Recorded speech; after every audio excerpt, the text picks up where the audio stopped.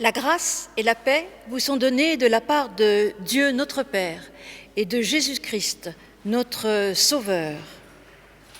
Dieu nous accueille pour cette troisième soirée de la Semaine Sainte.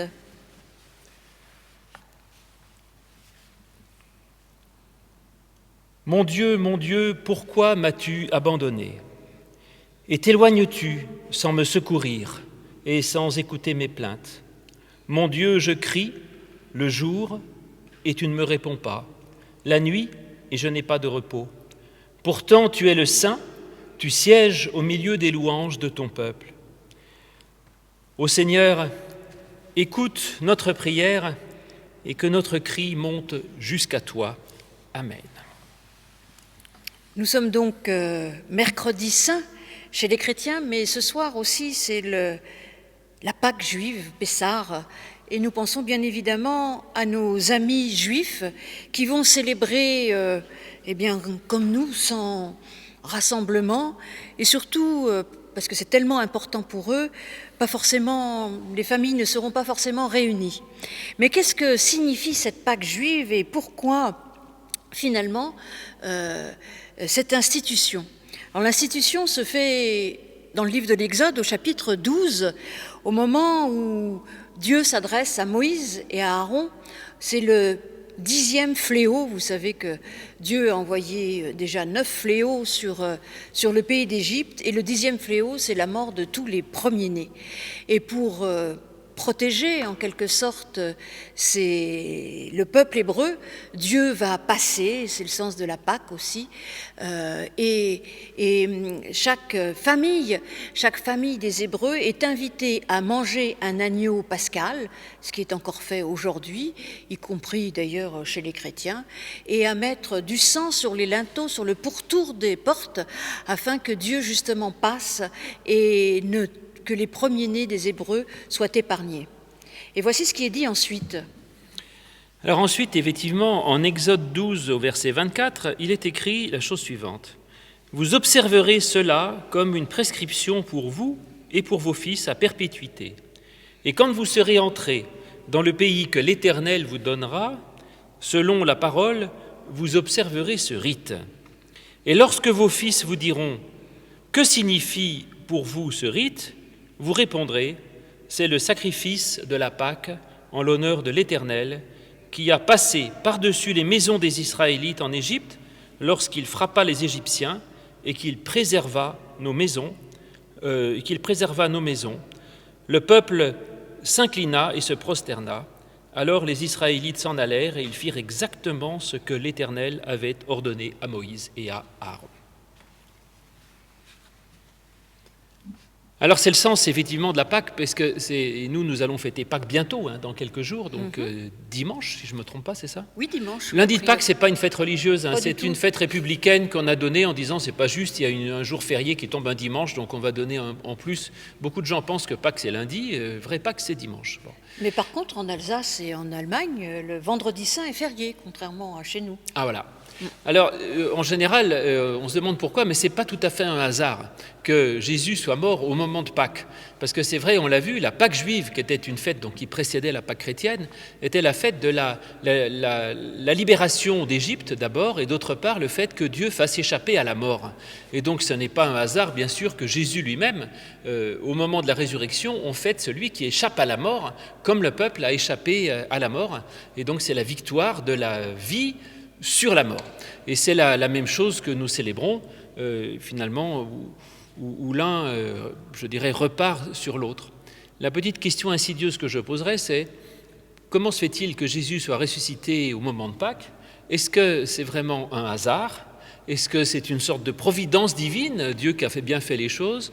Ou est-ce que Jésus n'a pas un peu calculer les choses pour que ça se passe justement à ce moment-là, ce que certaines mauvaises langues pensent avec l'histoire de la bouchée de pain donnée à Judas, où ils disent que tu as à faire, fais-le vite, et donc Jésus précipite un peu les événements parce qu'il devait trouver que ça faisait très bien de mourir au moment de Pâques. Bon, probablement que Jésus était suffisamment malin, il l'a prouvé tout au long de son ministère, pour mourir à une période tout à fait symbolique. pour une période aussi non seulement symbolique sur le sens de la fête de Pâques, mais aussi parce qu'à ce moment-là, il y avait énormément de gens à Jérusalem. Et finalement, toutes les fêtes chrétiennes vont s'inscrire sur les fêtes juives, Pentecôte aussi, et donc et reprennent le sens de ces fêtes en leur donnant un sens à la lumière, évidemment, de la résurrection. Et c'est vrai que comment ne pas faire le lien entre la fête de Pâques, qui est à la fois cette libération, comme tu dis, et finalement la venue du Christ nous libère, et la fête de Pâques est aussi un passage de la mort à la vie, comme on le retrouve là. Et puis il y a le symbole de l'agneau aussi. Alors dans l'évangile de Jean, il faudrait aller un peu plus loin, puisqu'il nous est dit que le Christ, c'est l'agneau de Dieu. Ça, c'est vraiment personnel à Jean, mais on voit aussi toute la présence de ces symboles, comme des petites pierres qui nous conduisent à interpréter Pâques à la lumière justement de cette Pâques juive. Et d'ailleurs, je trouve ça très, très intéressant, parce qu'on dit souvent qu'on pourrait ne pas lire l'Ancien Testament, mais je pense que si on ne lit pas l'Ancien Testament, on ne comprend rien à l'histoire de la Pâques, par exemple. Oui, et en particulier, on voit dans le récit de la Pâques, là, dans le livre des Nombres, comme nous l'avons lu, qu'on demandait aux Juifs de tuer l'agneau, effectivement, donc, et puis de marquer le montant des portes, le linteau des portes, avec le sang de l'agneau. Alors très vite, les chrétiens ont fait, comme tu l'as dit, un parallèle en disant cet agneau qui est là sacrifié pour permettre la libération, c'est le Christ lui-même, donc le Christ qui est ce sacrifice ultime qui permet la libération de la mort et de toutes sortes de choses. Et ensuite, être marqué du sang de l'agneau. Alors là, effectivement, il y a quelque chose qui me plaît bien, sachant que en général, je dirais les chrétiens en général, et même le mouvement général dans la Bible, ça a été de spiritualiser les fêtes. Par exemple, on a parlé la dernière fois de la fête de l'eau, le jour du Grand Hosanna, là, le jour de la fête des rameaux. Et en fait, à l'origine, c'était une fête tout à fait agricole et païenne. On priait pour qu'il pleuve, autrement dit. Donc les gens agitaient des rameaux de palmiers parce que c'est des arbres qui demandent de l'eau. Et en fait, tout ce qu'ils voulaient, c'était la pluie. Et puis ça a été spiritualisé en disant ce qu'on demande, c'est de l'eau spirituelle. C'est pas forcément qu'il pleuve, quoi. On ne fait pas des danses de la pluie comme les sorciers dans Lucky Luke. C'est quelque chose de plus spirituel. Et donc il y a une spiritualisation des fêtes. Et les chrétiens ont continué ce chemin en disant le but, c'est pas d'égorger un agneau et de marquer les portes avec du sang, mais c'est de se marquer soi-même du sang de l'agneau qu'est Jésus-Christ. Et il ne s'agit pas non plus d'égorger Jésus, mais le sang, c'est la vie dans la Bible. Le sang, je crois, ça représente la vie en général. Et donc, être marqué de toute la vie de Jésus-Christ. Le sang, c'est pas forcément la mort, c'est ça que je veux dire. Non, c'est la vie. C'est la vie, voilà. Et d'être marqué de la vie de Jésus-Christ. Et après, dire qu'on marque sa porte avec le sang de l'agneau, je trouve que la chose est magnifique. Ça veut dire chaque fois que vous entrez et que vous sortez de chez vous, vous avez une petite pensée pour la vie de Jésus-Christ. Soit que vous sortiez, parce que quand on sort, on va vers les autres, et donc je vais vers les autres avec cette pensée très profonde de ce qu'a été la vie, la parole, l'exemple de tout l'évangile du Christ, et je suis chargé en quelque sorte de cet évangile du Christ pour aller dans le monde et agir dans le monde conformément à l'évangile. Et dans l'autre sens, puisqu'une porte ça sert à entrer et à sortir, quand j'entre chez moi, eh bien pareil, j'entre et le montant de ma porte, je passe à travers le sang du Christ, c'est-à-dire celui qui a dit qu'il n'y avait pas de plus grand amour que de donner sa vie, celui qui nous a aimés jusqu'au bout, celui qui a été l'image de la grâce, de la tendresse, du pardon et de l'amour, et que donc on passe à travers la porte qui est le Christ, qui a dit lui-même « je suis la porte », et donc on passe à travers la porte du Christ pour aller chez soi, parce que aller dehors, c'est pas évident, et aller chez soi, c'est pas toujours simple non plus. Beaucoup de gens le savent aujourd'hui avec les histoires de confinement, la vie à plusieurs est pas évidente, la vie familiale, la vie avec des proches est pas forcément facile, et demande parfois aussi une bonne dose de sagesse évangélique. Et même la vie seule est parfois Absolument. bien compliquée. Tu as raison, donc, c'est vrai. C'est vrai que... C'est vrai. Bizarrement, ceux qui sont très nombreux aimeraient être seuls, et ceux qui sont seuls souffrent de la solitude. Eh bien, ça nous rappelle combien, en ce moment, mais tout au long de notre existence, nous avons à affronter les choses et essayer plutôt de voir ce qu'il peut y avoir de positif.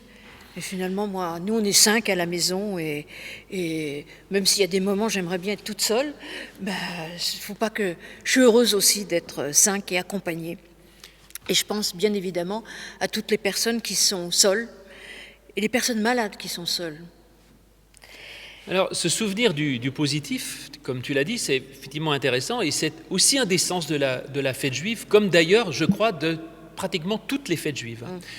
Toutes les fêtes juives sont des fêtes du mémorial, c'est-à-dire on se souvient de quelque chose d'extraordinaire que Dieu a fait pour son peuple, en pensant que s'il l'a fait, eh bien, il peut encore le faire, autrement dit. Donc on l'a vu dans l'institution de la Pâque, où il dit « Tu enseigneras tes enfants, tu leur rappelleras que Dieu, c'est celui qui a libéré son peuple de la servitude en Égypte, du malheur où il était, et qui lui a permis de sortir, de traverser la mer et de pouvoir cheminer jusqu'à la terre promise. » Donc ce Dieu qui libère, ce Dieu qui fait échapper à la mort, eh bien on veut le rappeler. Et cette dimension de mémorial n'est pas du tout minime, elle est même fondatrice, ce qui fait que parfois, on en parlera peut-être demain, mais puis, à propos de la Sainte Seine, vous savez, il y a certaines personnes parfois méprisant par rapport à la scène protestante disent « Ah oui, pour les protestants, la Sainte Seine, ça n'est qu'un mémorial. » Eh bien écoutez, si c'est un mémorial comme les mémorials des fêtes juives, alors je dirais c'est pas rien du tout, parce que la fête juive, ça n'est pas rien. La fête de Pentecôte, ça n'est pas rien. Et les grandes fêtes juives ne sont pas rien. C'est vraiment l'incarnation, je dirais, dans le présent, d'une grandeur, d'un effet, de la grâce de Dieu qui a créé, qui a fait quelque chose, qui a libéré, qui a donné, qui a permis la victoire, et de dire c'est aujourd'hui que Dieu est encore celui qui nous libère. Donc c'est pas juste ah oui je me souviens que, c'est de réactualiser plutôt quelque chose qui s'est passé. Alors ce souvenir positif est important donc d'un point de vue théologique et aussi moral, et ça apparaît d'ailleurs dans un des textes que nous propose notre liturgie, dans le livre d'Ésaïe. Oui. Alors c'est dans le livre d'Ésaïe au chapitre 63, à partir du verset 7. « Je rappellerai les actes bienveillants de l'Éternel, les louanges de l'Éternel, d'après tout le bien que l'Éternel nous a fait. Je dirai sa grande bonté envers la maison d'Israël, le bien qu'on leur a fait, à la mesure de ses compassions et de ses multiples actes bienveillants. Il avait dit, « Certainement, ils sont mon peuple, des fils sans fausseté. Il a été pour eux un sauveur. Dans toute leur détresse, qui était pour lui aussi une détresse, l'ange qui est devant sa face les a sauvés. Dans son amour et dans sa miséricorde, il les a lui-même rachetés. Il les a soutenus et portés tous les jours d'autrefois. » Oui, c'est une merveille ce texte. Oui. Merveille à la fois, je dirais, de belles choses positives et dont on a besoin. Et puis il y a une petite chose théologique, après tu commenteras le reste. Oui. Je vais m'arrêter juste sur le verset 9, on dit « Dans toute leur détresse, il les a sauvés » et il rajoute « qui était aussi pour lui des détresses ». C'est-à-dire, on a vraiment là l'idée d'un Dieu qui non seulement nous sauve, mais aussi d'un Dieu qui compatit, c'est-à-dire d'un Dieu qui souffre avec nous, et quand on est dans la détresse, Dieu, c'est aussi pour lui une détresse, et il vient proche de nous, il nous comprend, il compatit, il nous libère. Oui, et puis ce texte, il est quand même très important à entendre, ce texte où on entend l'idée d'un Dieu compatissant, d'un Dieu de bonté, et aujourd'hui on a besoin de cette compassion, de cette bonté, et il nous fait pas croire à des mirages en fait ce texte, c'est ça que j'aime bien. Souvent chez les prophètes, finalement on est dans le concret, on a toujours l'impression que les prophètes, alors soit c'est des oracles de malheur épouvantables, et c'est vrai qu'il y en a quand même pas mal, mais soit les gens pensent que les prophètes nous feraient croire à des choses extraordinaires, miraculeuses et tout. Non, tout ce qui nous est dit, c'est Dieu est à tes côtés. Dieu prend soin de toi. Dieu est compatissant, bienveillant. Et finalement, il dit même, en quelque sorte, que nos détresses sont ses détresses. Alors je ne veux pas tomber non plus dans le Dieu pleure avec nous, parce que de temps en temps j'ai aussi besoin d'un Dieu puissant et qui me soutienne. Donc, mais on voit vraiment que Dieu est là à nos côtés. Et du coup ça a même une dimension éthique, si on veut aller jusqu'au bout du raisonnement, c'est-à-dire que quand Dieu voit dans nos détresses, il est dans la détresse, mais ça veut dire qu'il nous invite aussi à ce qu'il y ait moins de détresse autour de nous, et moins il y aura de détresse autour de nous, et mieux et moins Dieu sera dans la détresse. Donc il y a finalement, des fois dans quelques versets, il y a tout le résumé de tout l'évangile, de toute la bonne nouvelle, avec parfois des choses qui grincent quand même. Parce que là, on s'est Oui, arrêté on verra, mais j'ai autre uniquement chose à à ce qui dire nous là-dessus. plaisait. Certes, mais avant de voir la petite chose qui grince, je voulais rajouter quelque chose là-dessus qui est malheureusement pas d'un niveau d'élévation formidable, hein, contrairement à tout ce que tu viens de dire. C'est que ces textes, parfois très théologiques, font aussi preuve d'une sorte de sagesse humaine remarquable. Et l'idée de se nourrir du positif, eh bien qu'on croit en Dieu, qu'on ne croit pas en Dieu, qu'on soit dans une semaine sainte ou pas dans une semaine sainte, ben, c'est juste le bon sens, quoi. Parce que parfois, on risque d'être omnubilé par le problème qui est le sien à ce moment-là. Et en fait, on a besoin de se remémorer de tout ce qui a été fait avant et de tout ce dont on a bénéficié. Parce qu'on ne peut pas dire que toute notre vie n'a été que noirceur, je dirais, depuis notre naissance. Il y a eu des tas de merveilles, des tas de chances, des tas de grâces, des tas de moments extraordinaires de bonheur. Et une vie ne se définit pas par le point où elle est, mais une vie, c'est un tout. Et par conséquent, elle est structurée, je dirais, attachée par ces moments de bonheur. Et je dirais que la vie, elle tient comme un rideau. Un rideau, on l'accroche avec des anneaux, et puis il y a des endroits où ça pend un peu, mais c'est pas très grave tant qu'il y a un anneau de temps en temps. Et en fait, notre vie, elle est comme ça. Il faut qu'elle soit accrochée au rideau par ces moments de bonheur et qui permet de la soutenir. Et puis parfois, ça pend un peu plus, mais le rideau ne s'écroule pas parce qu'il est accroché par ces moments de bonheur. Et Pâques, comme d'autres moments, ou comme ce que nous invite à faire là le prophète, c'est de dire, bon ben tiens, là ensemble, on va prendre un grand paquet de rideaux et on va le raccrocher en haut, justement, sur le bonheur, sur la joie, sur la libération, sur la vie, parce que finalement, on en a absolument besoin. Et quand on se raccroche sur ces points fixes, eh bien, l'ensemble tient. Et puis, pour revenir même au texte d'avant, ce qui est important, c'est finalement ce message de vie, ce qui est dit dans le texte et qui est dit tout le temps, rappelé tout le temps dans l'Ancien Testament, c'est de donner ça à nos enfants. Ah oui, c'est ça, la transmission. La transmission, de donner ça à nos enfants. Finalement, on peut les éduquer, leur apprendre plein de choses, les amener à aller dans des grandes écoles ou faire des grandes études, mais l'essentiel, il est là en fait. C'est la transmission de ce message de libération, de bonheur, enfin tout ce que tu viens de dire. Et je pense que ça, déjà, lorsqu'ils reçoivent ça, nos enfants, eh bien, ils peuvent avoir une vie bien plus épanouie. Alors c'est vrai que c'est aussi d'ailleurs ce qu'on a essayé de faire nous dans nos offices là, de la Semaine Sainte. On a choisi de le faire sur un ton plutôt pas léger, mais plutôt vivant, plutôt de la conversation, de l'amitié, de la simplicité, parce que je crois qu'on en a besoin. Mais cela dit, tu disais, pardon, quand je t'ai interrompu, effectivement, que le texte se continue, on l'a coupé très malhonnêtement au verset 9, et ça, les théologiens ont l'habitude, on charcute le texte et on prend les versets qu'on aime, et puis ceux qu'on n'aime pas, on les met de côté. C'est pas très protestant quand même. Voilà, donc soyons protestants et prenons le texte jusqu'au bout et voyons ce qu'on arrive à en faire, parce que je vous ai dit, on se nourrit du positif, mais il n'y a pas que du positif dans la vie, et même dans les textes bibliques, il y a aussi parfois des choses difficiles. Alors qu'est-ce qu'on en fait? Et là, c'est la suite, le verset 10, donc avant on avait « il les a soutenus, il les a portés tous les jours d'autrefois », et Ésaïe continue en disant « mais ils ont été rebelles, ils ont attristé son Saint-Esprit, et il se changea pour eux en ennemi, c'est lui qui a combattu contre eux », en parlant de Dieu. Donc Dieu s'est changé pour eux en ennemi et il a combattu contre eux. Alors comment est-ce qu'on peut arriver à comprendre ce passage où tout à coup Dieu finalement devient un ennemi et devient non pas celui qui aide mais celui qui s'oppose parce que le peuple aurait été rebelle?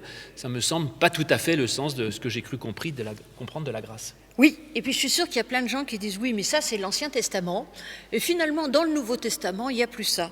Eh bien, en écho à ce texte-là, on peut entendre ces quelques versets du chapitre 12 de l'Évangile de Jean qui vont un peu dans le même sens, qui sont un peu poil à gratter, comme je dirais, même plus, c'est-à-dire qu'ils nous empêchent de trop nous complaire dans un certain confort. Jésus s'écria : « Celui qui croit en moi, croit non pas en moi, mais en celui qui m'a envoyé. » Bon, ça je comprends. Oui. Et celui qui me contemple, contemple celui qui m'a envoyé. D'accord. Bon. Jusque-là, ça va. Jusque-là, ça va. Bon. Moi, la lumière, je suis venu dans le monde afin que quiconque croit en moi ne demeure pas dans les ténèbres. C'est sympathique, mais ça me pose quand même un problème. Quiconque croit en moi ne demeure pas dans les ténèbres. Et celui qui ne croit pas? Ou celui qui ignore Jésus-Christ? Parce qu'il y a deux choses. Il y a celui qui rejette, alors que celui qui rejette, bon, il n'en veut pas. Mais celui qui ne le connaît pas.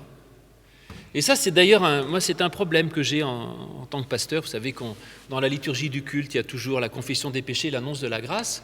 Et la plupart des versets de grâce, c'est toujours de dire, des versets de Jean en général, « Celui qui croit en moi ne mourra pas, celui qui croit en Jésus-Christ, il sera sauvé, Dieu pardonne qui croit en Jésus-Christ. » Et finalement, il y a cette espèce de limitation sur la foi en Jésus-Christ qui pose problème. Mais continue ton texte. Oui, je vais continuer. « Si quelqu'un entend mes paroles et ne les garde pas, Voilà. ce n'est pas moi qui le juge. Car je suis venu non pour juger le monde, mais pour sauver le monde. » Alors c'est vrai qu'on pourrait entendre juste la fin, pour sauver le monde. La fin, elle me plaît. Et Ah Jésus bah oui. dit, je ne suis pas venu pour juger le monde, mais sauver le monde. Mais comme il dit avant, ce n'est pas moi qui juge. Alors là, ça dépend comment on comprend la phrase. Soit on la comprend en disant, c'est pas moi qui juge, donc sous-entendu, il y a quelqu'un d'autre qui juge. Peut-être Dieu, mais Jésus, lui, il a le bon rôle. Il fait le rôle du mec sympa et lui, il juge pas. Il laisse Dieu juger. Soit ça veut dire que comme il est l'image même de Dieu, eh bien, ni lui ni Dieu ne juge. Et ça, c'est très possible, parce que j'avais déjà dit sans doute un jour en prédication, peut-être ici, je ne me souviens pas, une fois, vous savez, quand j'avais fait un service funèbre pour un SDF, et c'est sa compagne qui était venue me voir, et elle m'a dit ce que j'aime, c'est tel verset de Jean, justement, où il dit ça. Et je lui dis, ah oui, c'est ça, en fait, ce que vous aimez, c'est le pardon. Elle dit, non, vous n'avez pas compris, monsieur le pasteur, il n'y a pas écrit, celui qui croit en moi, il sera pardonné, mais celui qui croit en moi, il ne sera même pas jugé. C'est extraordinaire, c'est-à-dire que c'est même avant. C'est-à-dire que être pardonné, c'est être jugé coupable. Je suis coupable, je te pardonne. Et elle, ce qui lui plaisait à cette personne qui, évidemment, était toujours forcément jugée par les autres, considérée comme pas bien comme il faut, l'idée d'un Dieu qui ne juge même pas. Et elle trouvait que c'était une image de la grâce extraordinaire de n'être même pas jugé et donc de n'avoir même pas besoin de la grâce. Finalement, les paroles de Jésus, des fois, elles sont suffisamment floues pour qu'on puisse y trouver la nourriture. Bon, j'aime bien ce sens-là. D'un autre côté, il y a quand même, ce n'est pas moi qui le juge. On peut quand même entendre en creux qu'il y a quand même quelqu'un qui juge. Alors ça peut paraître pas forcément une bonne nouvelle, mais ça dépend pour qui en fait, parce que savoir qu'il y a quelqu'un qui juge, ça peut être assez réconfortant quand on est dans une situation où on est opprimé, oppressé, ce qui est quand même le cas de bien des personnes qui lisent l'Évangile, à qui s'adresse l'Évangile au début particulièrement, puis au cours des siècles, et bien de savoir que peut-être il y aura un jugement après pour eux, ça nous permet de remettre à Dieu, c'est pas nous non plus qui jugeons, voilà. Il y en a un qui juge et on lui remet tout ça, et puis finalement on nous dit pas s'il condamne, on nous dit qu'il juge. C'est déjà et ça nous permet de remettre à Dieu en fait nos soucis, nos problèmes et nos désirs de vengeance et tout ça. Et donc finalement de savoir que Dieu juge, ça me dit aussi que parfois il y a de la justice, même si je la vois pas tout de suite. Oui, et c'est vrai que souvent dans les psaumes, il y a « juge-moi ». Et les traducteurs, très intelligemment, souvent rendent ça par « rends-moi justice ». Oui. C'est ça. Oui. Rends-moi justice, c'est-à-dire, c'est vrai, quand on bute à de l'injustice, et ça arrive, de l'injustice, on dit ça, c'est pas juste, ça, c'est dégueulasse. Mm-hmm. Ne te venge pas toi-même, dit le texte, laisse faire la colère de Dieu. Alors, c'est pas forcément que Dieu va punir le méchant, mais ça veut dire Dieu me rendra justice et me rétablira dans mon droit, donc j'ai pas besoin de faire justice. Mais j'irai jusqu'au bout du texte, je veux boire la coupe jusqu'au bout en disant peut-être quand même qu'il y a une forme de jugement. Non pas que Dieu juge les bons, les méchants, etc., mais je pense que Dieu est un pôle fondamental d'amour et de libération, et si on refuse cet amour et cette libération, on s'exclut soi-même de l'amour et de la libération. C'est-à-dire qu'il y a quand même là une forme de jugement, si vous voulez, par le fait que où on l'accepte ou on ne l'accepte pas, où on dit oui ou on dit pas oui. Et c'est là où il y a peut-être quelque chose qui est de l'ordre du salut par la foi et pas seulement par la grâce, c'est-à-dire que Dieu ne va pas nous sauver malgré nous. À un moment donné, il faut quand même accepter.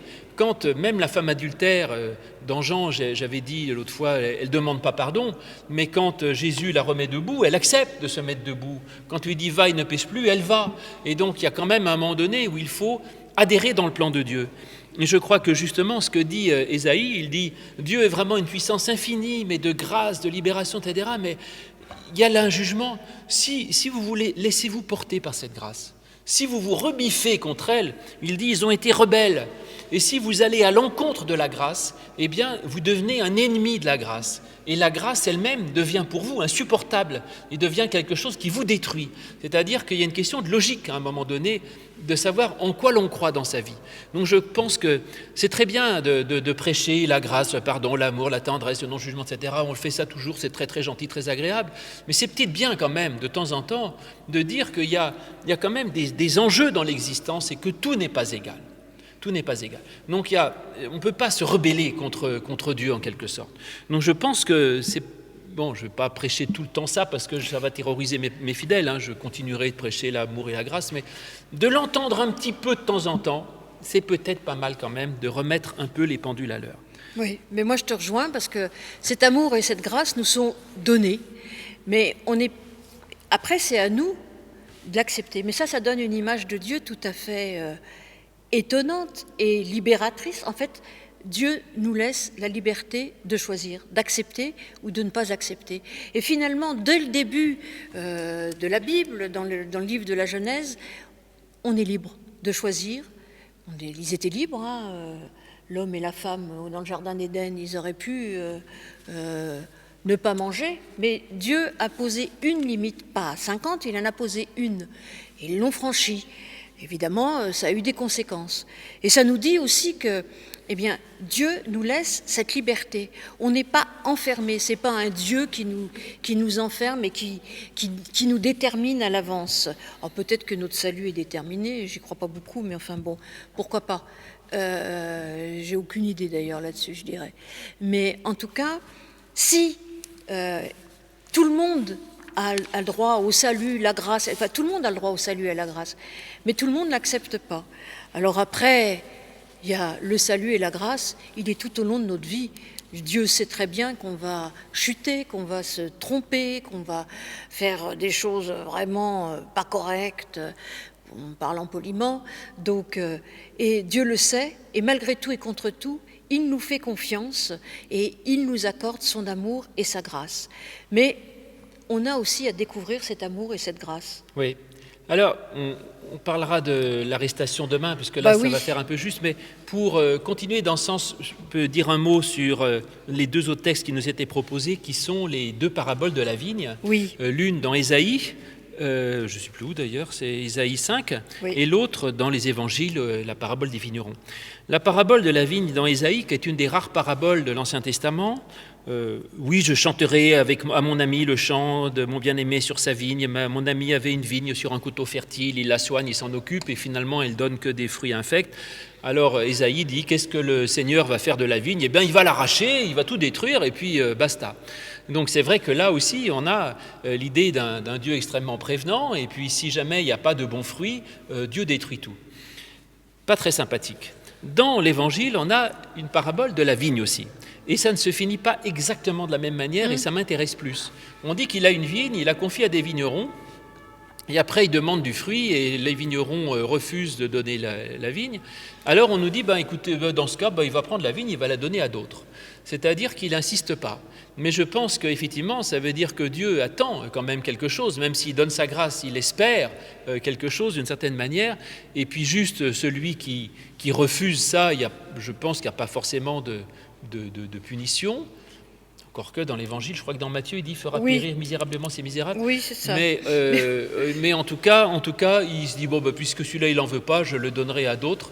Mais il le confie à d'autres. L'important, c'est que la vigne puisse produire du fruit. Oui. Mais finalement, moi, je vais revenir au texte d'Ésaïe. Cette histoire de destruction, souvent on dit « oh là là, c'est Dieu ». Mais souvent, dans nos vies, il n'y a pas besoin de Dieu pour détruire. Hein. On y arrive très bien tout seul. Donc, on peut toujours reprocher ce qu'on veut à Dieu, mais il faudrait peut-être de temps en temps regarder ce qu'on fait. Et si on n'a pas tendance à se détruire, s'auto-détruire, détruire l'autre, tout ça va souvent en même temps. Et donc, arrêtons de mettre la faute sur Dieu et essayons de regarder en face, nous, ce qu'on fait, ce qu'on est capable de faire. Et je pense que c'est là aussi le chemin que Dieu nous invite à suivre, et c'est même le sens de la responsabilité, puisque tout à l'heure je parlais de liberté, mais à partir du moment où on est libre, eh ben, on est responsable, sinon eh bien, on n'arrive pas à faire quoi que ce soit. D'ailleurs, je ne pense pas que Dieu nous rend libres, je pense que Dieu nous libère, ce qui n'est pas tout à fait la même chose. Dieu nous libère, et en tout cas, et c'est bien, on le rappelle d'une façon forte et essentielle au moment de Pâques, Dieu est évidemment une puissance de libération, une force de grâce extraordinaire, parce qu'à Pâques, sur le mont Sinaï, le mont Horeb, Dieu, dans le buisson ardent, se présente à Moïse en disant « J'ai vu la misère de mon peuple, je suis venu le libérer ». Donc d'un Dieu qui libère sans condition, et le peuple, il n'y a pour rien là-dedans, il n'y a pas de mérite de la part du peuple, d'un Dieu qui libère, d'un Dieu qui donne son amour, qui donne sa grâce, et qui donne la façon magique d'échapper à la mort et à tout ce qui est lié à la mort et à la morbidité. Il suffit de passer par le Christ qui est la porte et d'être marqué par la vie du Christ. Et je pense que cette puissance extraordinaire de vie qui est en Dieu est une des plus grandes merveilles que nous ayons. Et heureux celui qui sait se remémorer cela, se le remémorer profondément et le réinscrire en lui-même et le remettre en lui-même comme la nourriture de sa vie, parce qu'il y a en Dieu une puissance de vie. Oui, et on va donc se quitter sur il y a en Dieu une puissance de vie, et puis il y a une puissance pour nous dire cette vie qui passe entre autres par la poésie, par ce merveilleux texte, mais il y en a d'autres dans la Bible. Mais cette semaine, vous l'aurez entendu 3 fois, ce texte des Béatitudes qui se trouve au début, en fait, qui ouvre le sermon sur la montagne de Jésus dans l'évangile de Matthieu. C'est intéressant qu'il commence par tous ces heureux, alors qu'il va après redéfinir la loi. En quelque sorte, il nous présente la loi justement non comme quelque chose qui nous enferme, mais quelque chose qui nous donne le bonheur. Heureux les pauvres de l'esprit, car le royaume des cieux est à eux. Heureux ceux qui pleurent, car ils seront consolés. Heureux ceux qui sont doux, car ils hériteront de la terre. Heureux ceux qui ont faim et soif de justice, car ils seront rassasiés. Heureux ceux qui ont le cœur pur, car ils verront Dieu. Heureux les artisans de paix, car ils seront appelés fils de Dieu. Heureux ceux qui sont persécutés pour la liberté, car le royaume des cieux est à eux. La paix de Dieu qui surpasse toute intelligence garde vos cœurs et vos esprits. Amen.